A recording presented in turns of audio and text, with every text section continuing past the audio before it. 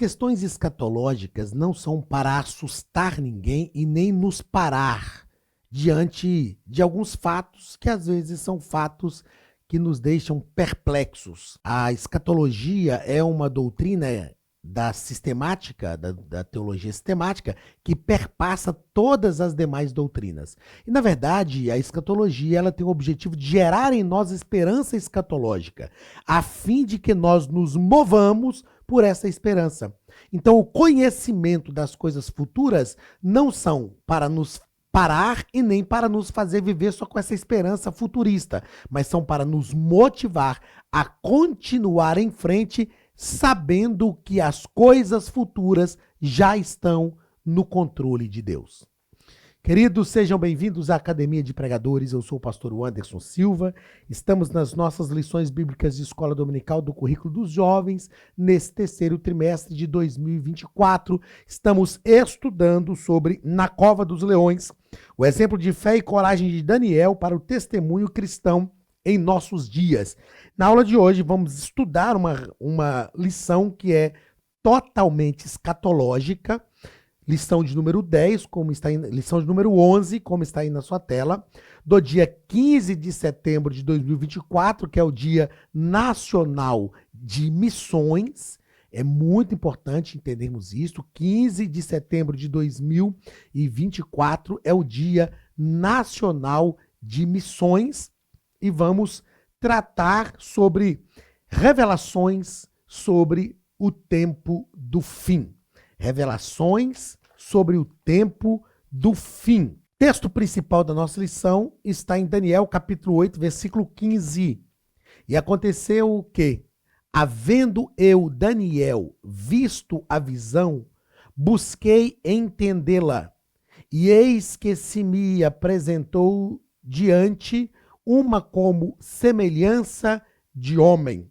Então perceba que nós vamos estudar aqui hoje que é uma visão que Deus deu para Daniel, depois já que a Babilônia tinha ruído, quando o Império Medo-Persa já estava, né, em ascensão, já estava no controle, no domínio de todas as coisas.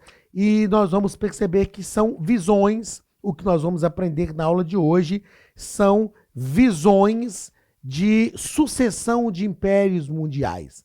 É uma tratativa escatológica de Deus com Daniel, mostrando para Daniel que, não obstante essa sucessão de impérios mundiais, Deus está sempre no controle de todas as coisas. O resumo da lição nos diz o seguinte: o conhecimento das coisas futuras nos dá esperança e a certeza de que Deus está no controle de todas as coisas. Como eu falei nessa introdução da nossa aula, na introdução dessa aula de hoje, às vezes no meio pentecostal nós temos uma esperança, nós temos uma escatologia muito futurista, que é uma visão escatológica só apontando para o futuro.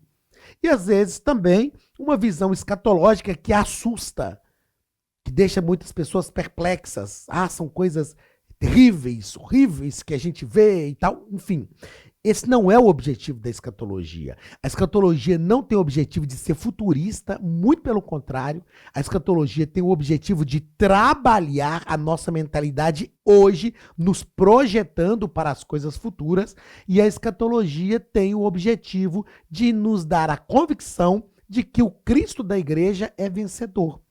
Nós estudamos a escatologia a partir de Apocalipse, mas também junto com Daniel e Ezequiel. Esses dois livros são importantes para a escatologia, justamente porque Daniel fala dessa sucessão de impérios mundiais. É o livro da Bíblia onde a gente mais vê essa sucessão de impérios mundiais, e Deus deixa claro através das visões que dá para Daniel que, não obstante os impérios do mundo irem e virem, Deus está sempre no controle, o trono dele é eterno. E o livro de Ezequiel, que mostra uma restauração que Deus estava produzindo em Israel, mas aponta para uma restauração futura, não só de Israel, mas também de toda a humanidade, como um plano restauracionista de Deus, que começa já lá em Gênesis 3 e versículo 15. Então nós precisamos entender que o conhecimento escatológico é para gerar em nós esperança, né? Não esperança de esperar,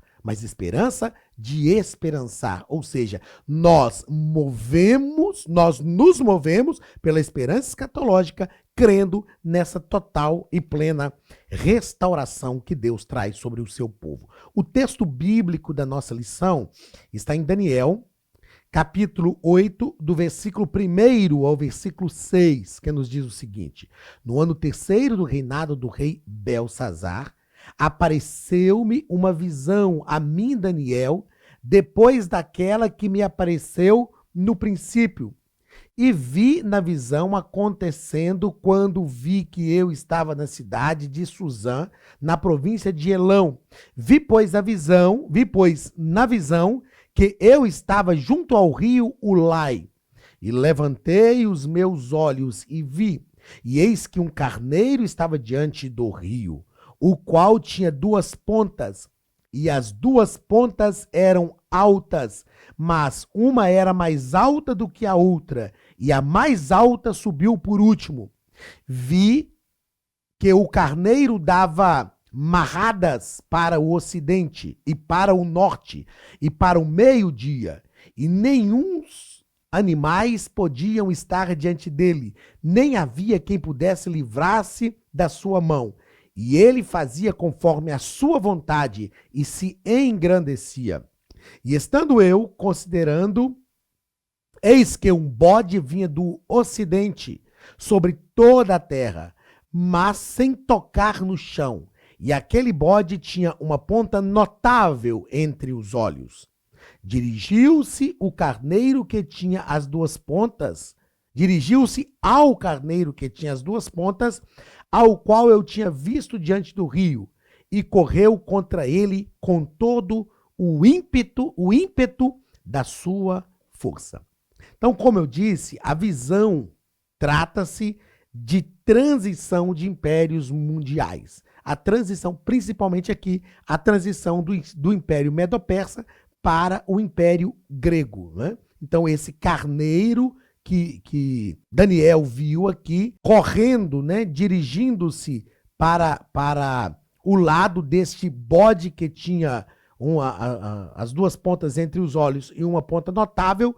Nós vamos ver na lição de hoje que esse carneiro representa Alexandre o Grande, enquanto este bode que tinha os dois chifres com uma ponta menor do que a outra representa o Império Medo-Persa. As duas pontas, os dois chifres, a Média e a Pérsia, e um dos chifres era maior, que representa a Média, que, embora se uniu à Pérsia e tornaram um só império, teve uma ascensão, ascendeu, foi mais relevante do que o Império Persa. A Média foi mais relevante do que o Império Persa. Então, no primeiro ponto da nossa lição, o nosso escritor vai falar sobre a visão de um carneiro e um bode. E ele vai deixar claro para a gente aqui, que em seu vislumbre profético, Daniel vê a cidade de Suzã, na província de Elão, que era localizada a cerca de 300 quilômetros a leste da Babilônia. Essa era uma cidade de inverno do reino Medo-Persa. Os reis da Média e da Pérsia iam para a cidade de Suzã, onde eles passavam o período de inverno. Nós, nesse trimestre que estamos trilhando aqui, o terceiro trimestre de 2024, nós estudamos no currículo dos adultos a história de Ruth, de Esther, e a história de Ruth primeiro, da lição 1 até a lição de número 5, e depois a história de Esther, a partir da lição de número 6, dos adultos. E a gente vai perceber que a história de Esther se passa justamente nesta cidadela de Suzã, com o povo que, após o retorno de Israel do cativeiro babilônico para Jerusalém, a fim de reconstruir a cidade, esse povo ficou no Império, né, Medo-Persa, Império então conquistado pela Média e da Pérsia, e os judeus que estavam na cidadela de Suzã passaram por toda essa situação histórica que está sendo relatada lá na lição dos adultos desse trimestre. Segundo parágrafo, o nosso escritor vai falar sobre o carneiro,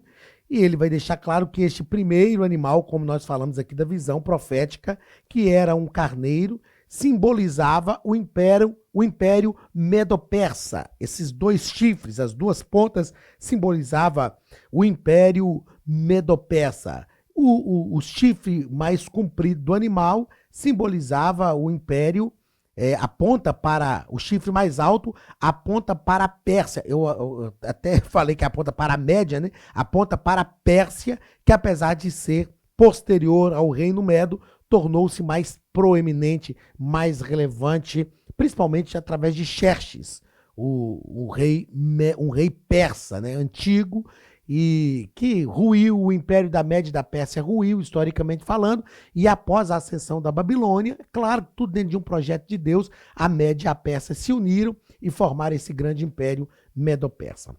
Terceiro parágrafo, como você sabe, a nossa lição de jovens tem um tempo mais curto, então aqui a gente vai dando uma ideia, a proposta é dar uma ideia mais histórica para te situar dentro da história da lição, mas também para ajudar os nossos professores de escola dominical com um subsídio a fim de que eles tenham um argumento na explanação da lição. Terceiro parágrafo, Ciro o Grande. Então este foi o líder que foi responsável por unir a Média e a Pérsia.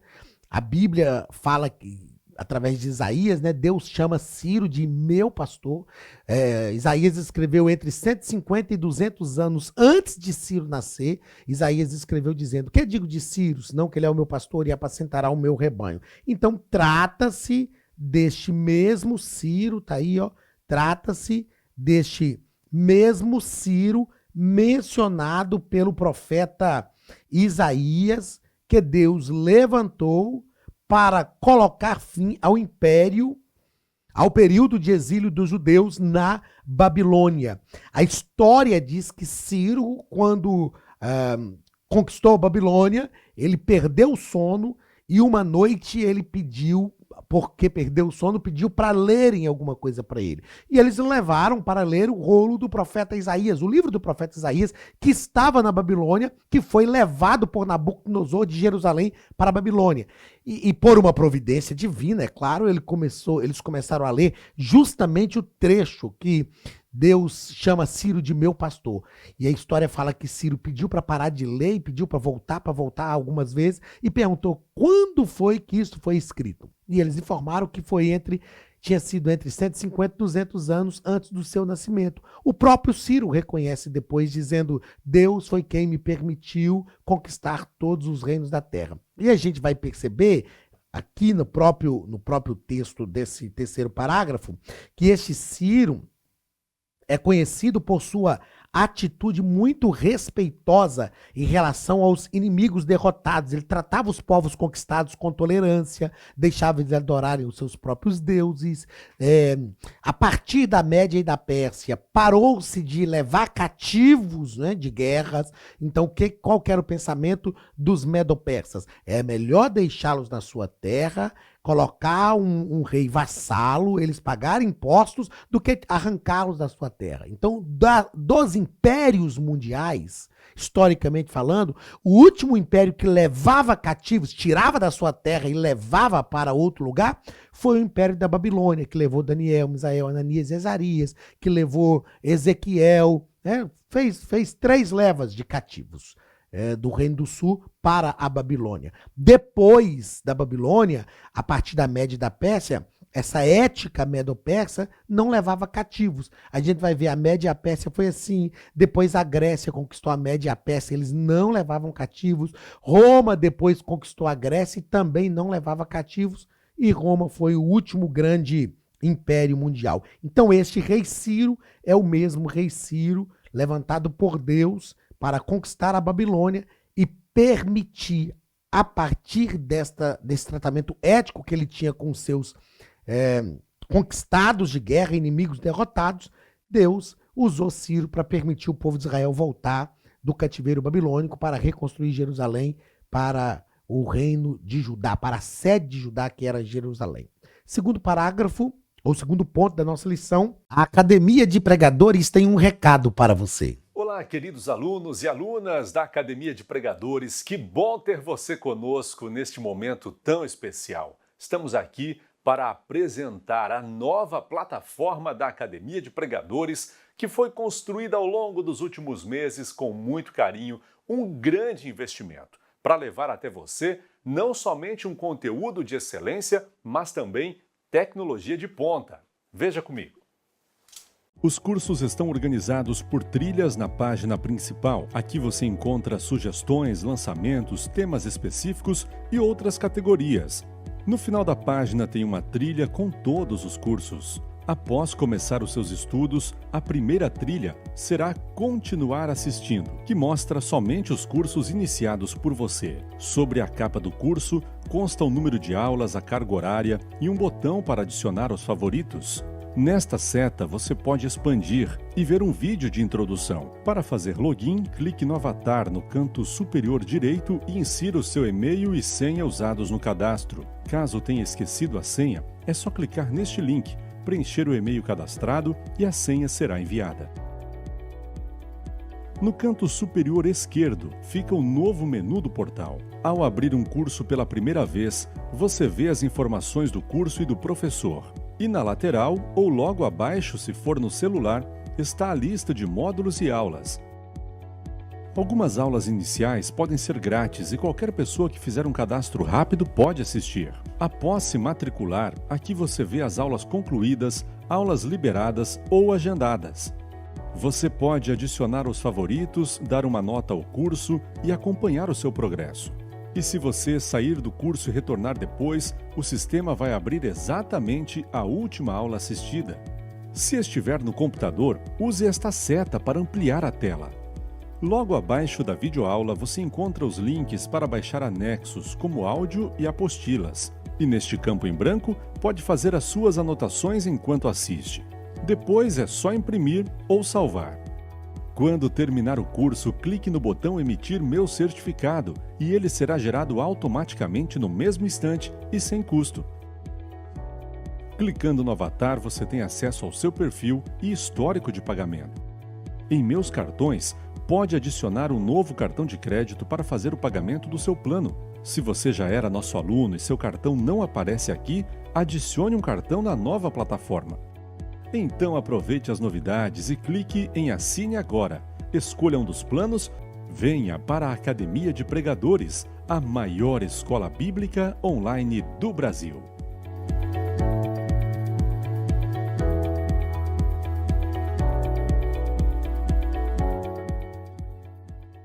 O bode e o pequeno chifre. Primeiro parágrafo, o bode.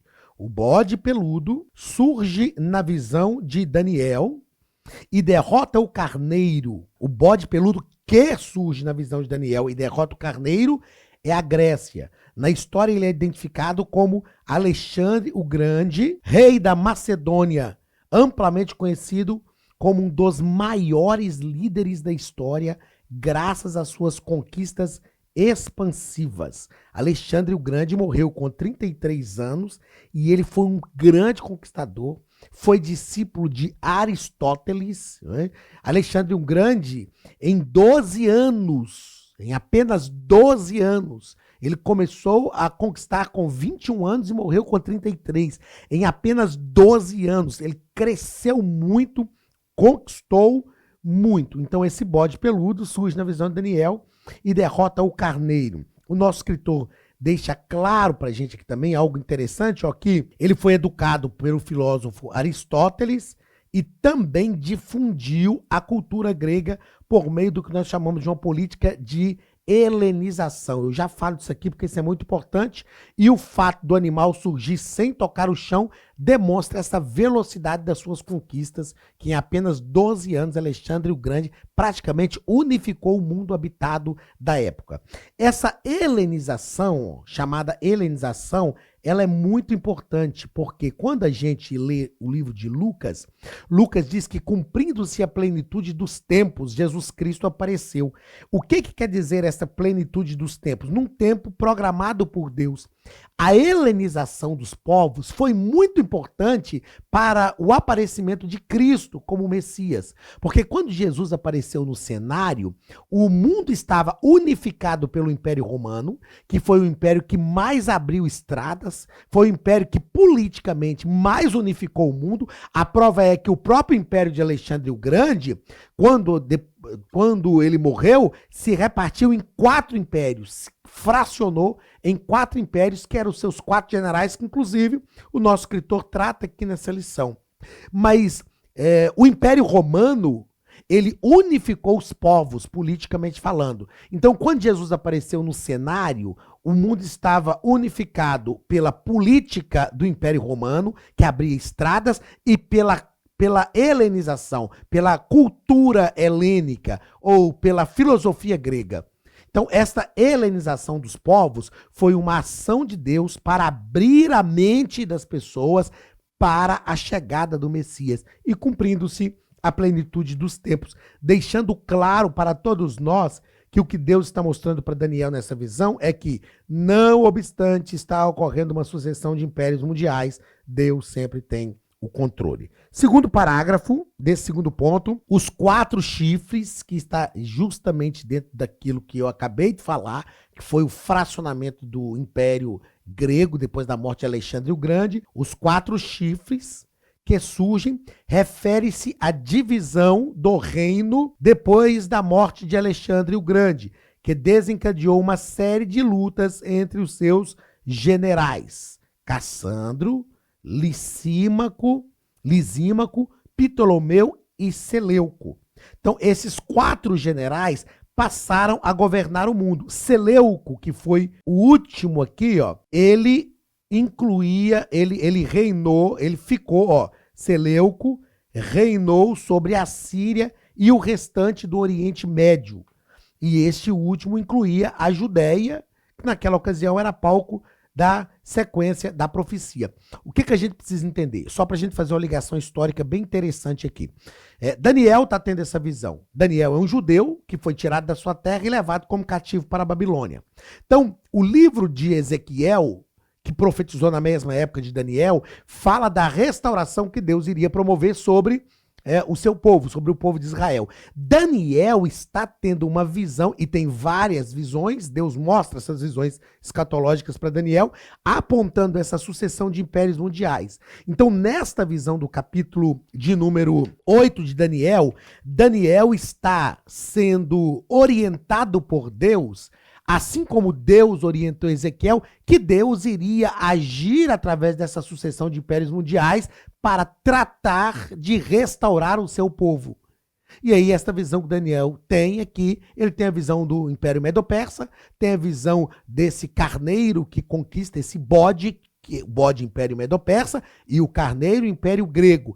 E ele, na visão, percebe que 4 chifres surgem, que são os 4 generais de Alexandre o Grande, que tomaram conta de todo esse mundo conquistado por Alexandre o Grande, e o último deles, que foi Seleuco, que ficou reinando sobre a Síria e sobre o restante do Oriente Médio, justamente reinando sobre a Judéia, Reino do Sul, que era o povo que Deus queria restaurar. Então perceba que para a gente acompanhar escatologicamente falando, é claro que o ambiente da nossa lição aqui é muito curto para isso, mas Deus está mostrando para Daniel, escatologicamente falando, qual seria a sua ação a fim de restaurar o seu povo. E por fim, surge um pequeno chifre. História, eu vou grifar aqui, porque fica mais rápido para a gente. Por fim, surge então esse pequeno chifre.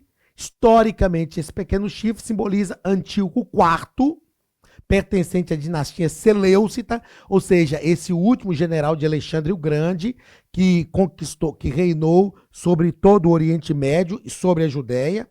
Embora não fosse herdeiro direto do trono, Antíoco assumiu o poder após o assassinato de Seleuco IV, Filopátor, em meio a intrigas e disputas.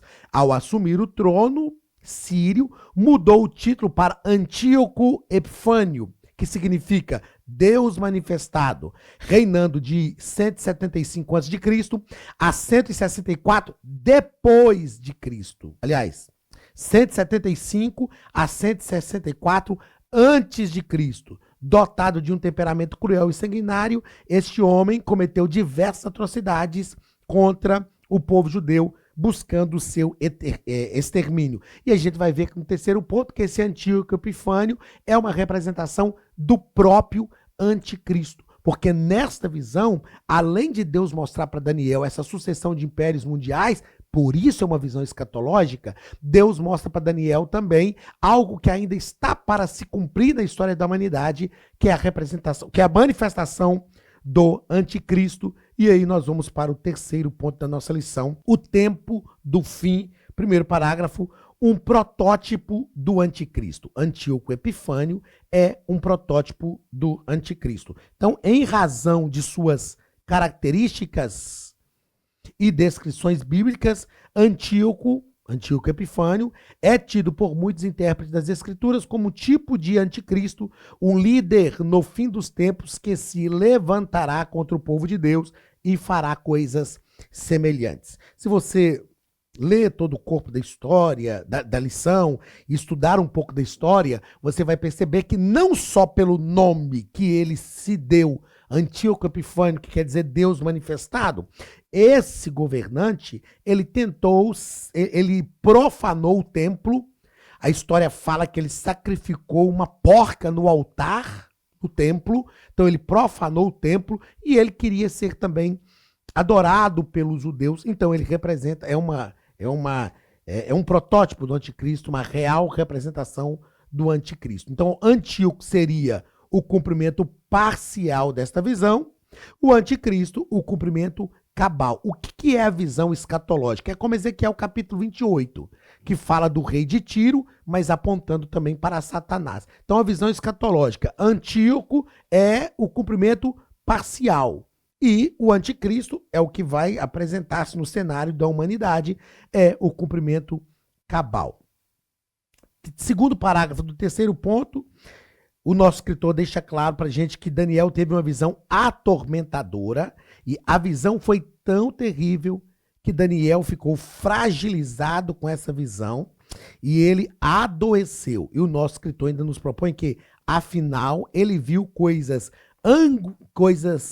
angustiantes que se abateriam sobre o mundo e principalmente sobre o seu próprio povo. É lógico que depois disso Daniel fala que ele voltou ao serviço do rei, mas isso aqui deixa uma visão pra gente de que, por mais espirituais que nós somos, existem momentos que a nossa humanidade também é abalada com algumas coisas que nós vemos. Por exemplo, Abacuque, ele passou por isso. Abacuque falou, por que eu vejo, grito, violência, destruição e o Senhor não faz nada? O que Daniel viu foi uma visão terrível e ele se angustiou. Mas Deus está ensinando para Daniel e para todos nós que mesmo diante de visões angustiantes, nós precisamos continuar confiando que Deus está no controle de todas as coisas. E terceiro parágrafo do terceiro ponto, humildade e confiança diante do futuro. Humildade e confiança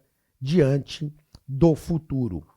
O nosso escritor nos propõe que, assim como o profeta Daniel, precisamos confiar no Senhor, olhando para o contexto social e político.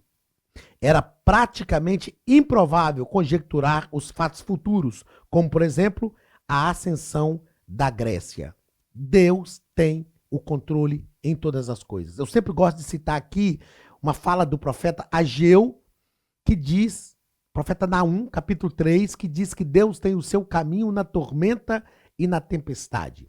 E quando nós olhamos para o cenário atual que nós vivemos, parece que as coisas vão fugir ao controle. Mas nós precisamos entender que Deus nunca perde o controle. Deus está assentado no trono, tem o controle de todas as coisas. Ele continua sendo Deus do mesmo jeito. E nós precisamos realmente acreditar que Deus tem o controle de todas as coisas. Daniel recebe as revelações do tempo do fim. E nós aprendemos sobre o tempo do fim com a própria palavra de Deus. E precisamos entender que Deus está no controle de todas as coisas e que Ele faz conforme a sua vontade. Que eu e você estejamos confiados no Senhor em qualquer circunstância, não só da história mundial, mas em qualquer circunstância da nossa vida. Porque este é o ensino dessa lição para a nossa vida hoje. Deus te abençoe. Um grande abraço e até a semana que vem, em nome de Jesus.